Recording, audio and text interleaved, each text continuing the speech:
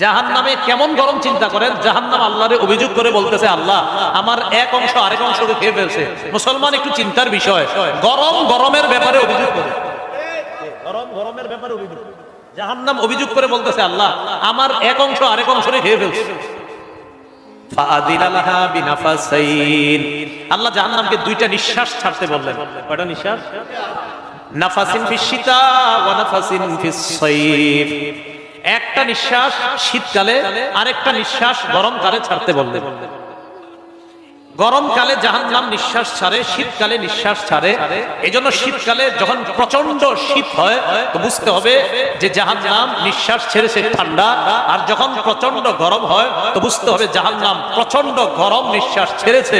রাসূল বলেন, ফাহুয়া আশাদ্দু মা তাজিদুনা মিনাল হাদি ওয়া আশাদ্দু মা তাজিদুনা মিনাজ জামহারির। এই শীতের কারণেই শীতকালে তোমরা প্রচন্ড শীত অনুভব করো, আর এই প্রচন্ড গরম নিঃশ্বাসের কারণে গরমকালে তোমরা গরম অনুভব করো।